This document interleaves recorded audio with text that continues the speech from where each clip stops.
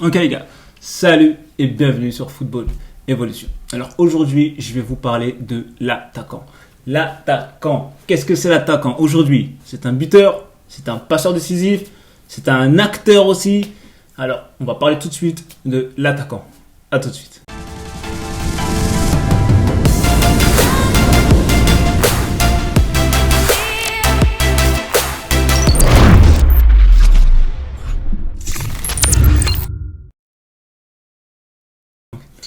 Voilà, donc si vous êtes encore ici, c'est que vous avez sûrement dû déjà regarder toutes les précédentes vidéos sur les posts, ou à moins que tout simplement vous tombez sur cette vidéo-là parce que vous êtes un attaquant et que vous aimeriez savoir qu'est-ce qu'on attend aujourd'hui de vous, qu'est-ce que les recruteurs attendent de vous, qu'est-ce que les agents attendent de vous, qu'est-ce que les meilleurs clubs attendent de toi.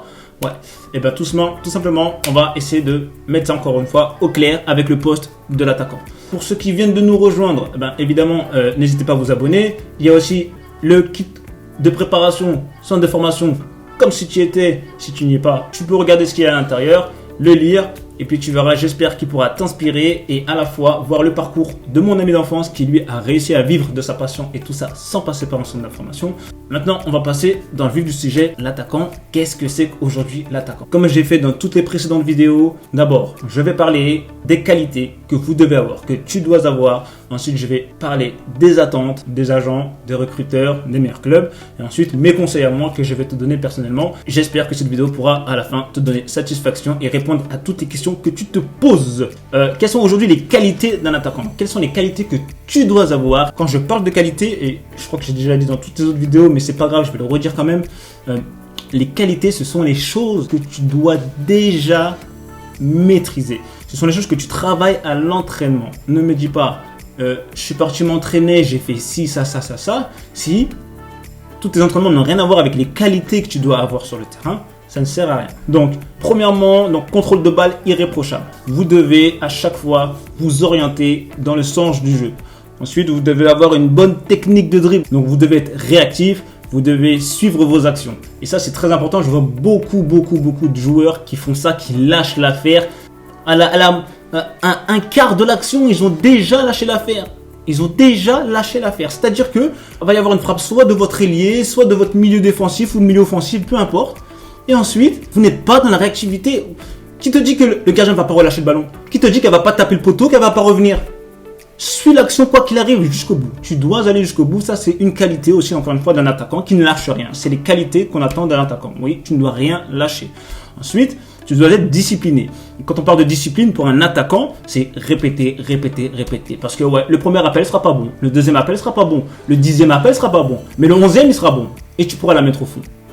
Donc, lâche rien. Tu ne dois rien lâcher. Tu dois être discipliné, répéter les efforts, rester calme, ne pas te disperser et surtout, rester focus sur ton objectif. D'accord? L'objectif qui est de marquer ton but. Ensuite, rapide de préférence. Aujourd'hui, c'est très rare de voir des clubs qui recrutent des joueurs qui sont lents. Tout dépend encore une fois le schéma tactique, tout dépend encore une fois la stratégie du coach. Voilà, on le voit très bien avec Liverpool, on le voit très bien avec le Barça, le Bayern. Ils ont un système de jeu qui est beaucoup plus élargi sur les ailes et du coup, tu n'as pas spécialement besoin d'avec Müller ou Lewandowski. Lewandowski, c'est pas un joueur super rapide, mais pourtant, voilà, devant, c'est un tueur, c'est un finisseur, c'est un tueur. Donc voilà, mais ce que vous devez comprendre, c'est que un attaquant, ça doit quand même être rapide de préférence et bonne accélération, bonne vitesse de pointe. Donc ça, c'est des choses que tu dois travailler à tes entraînements. Ensuite, ton jeu de tête, un attaquant, ça doit marquer des buts de la tête. Ça marque beaucoup de buts de la tête, un attaquant. Du coup, voilà, tu dois travailler ton jeu de tête, tu dois travailler aussi ta frappe de balle et ta précision. Et surtout, te concentrer sur cette précision. Tu peux avoir une grosse frappe, mais si tu cadres pas, ça sert à rien. Donc, tu dois frapper et cadrer. C'est simple que ça. Frapper, cadrer. Je tire pas sur le gardien parce que je vois trop de gens qui font ça. Et d'ailleurs, je pense que je ferai une vidéo sur ça, sur le système d'activation réticulaire. Parce qu'il y a trop de gens que quand ils lèvent la tête, ils se focalisent tout de suite sur le gardien. Alors que c'est la première erreur que font les attaquants. Maintenant, on va parler des attentes. Qu'est-ce qu'on attend de toi? Qu'est-ce que les recruteurs? Qu'est-ce que les agents? Qu'est-ce que les meilleurs clubs? Qu'est-ce que ton coach attend de toi? Et ça, c'est la différence. D'accord? C'est la différence entre le joueur qui est bon et qui en fait qu'à sa tête et le joueur qui a compris qu'il a besoin de correspondre aux exigences des autres. Et c'est celui-ci qui fera la différence. pas le joueur qui est bon qui en fait qu'à sa tête. C'est exactement ce que je faisais quand j'étais jeune. Et aujourd'hui, les gars, je suis là pour vous donner les meilleurs conseils. D'accord? En soi, c'est bien quand même. Donc, la première, donc, au niveau des attentes. Premièrement, un attaquant, on lui demande de rester haut. C'est un buteur, vous devez marquer. Donc, même si, voilà, de temps en temps, vous ne marquez pas, mais si vous êtes essentiel au cœur du jeu, bah, ça va pallier votre manque de but. Faire une passe décisive, c'est comme si voilà, vous marquez un but à votre manière.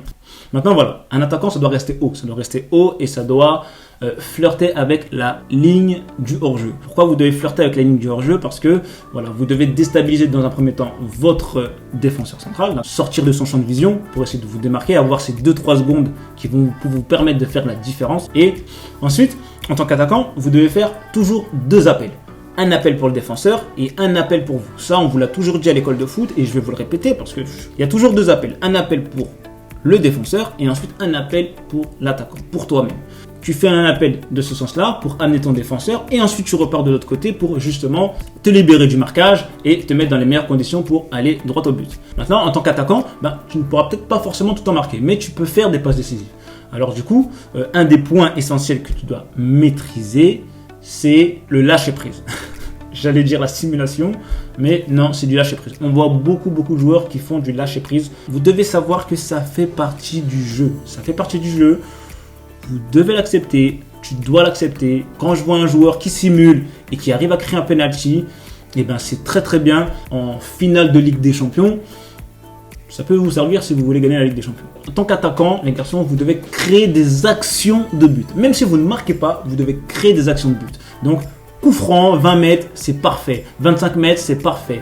Penalty, c'est royal. Corner, c'est ça. Votre but à vous, c'est ça. C'est de créer des actions offensives qui vont vous permettre de mettre non seulement l'équipe adverse en danger, mais de pouvoir gagner le match. Maintenant, moi, ce que je demande personnellement à mon attaquant, ce que je leur demande dans un premier temps, c'est vous devez mener la vie dure à vos défenseurs. Et qu'est-ce que ça veut dire? Ça veut dire que vous devez les déstabiliser.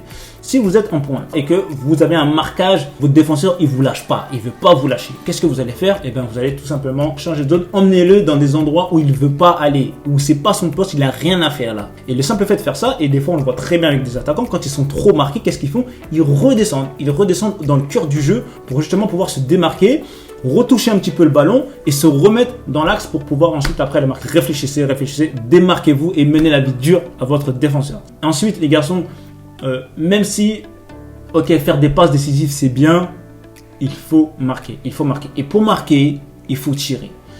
Combien d'attaquants les garçons, mais des fois je me dis c'est triste mais les garçons, la frappe de 20 mètres, 25 mètres, mais mettez-moi cette cacahuète les gars. Il faut la mettre cette cacahuète. Pour moi, un attaquant qui passe une mi-temps, 45 minutes dans un match, sans avoir mis une frappe, mais c'est une catastrophe. C'est une catastrophe. Et là, je ne vous parle pas des attentes des mecs, ça c'est ce que moi je vous demande. N'hésitez pas à tenter. Et ça, c'est ce que je demande obligatoirement. Moi, je demande 2 tirs hors de la surface à mes attaquants.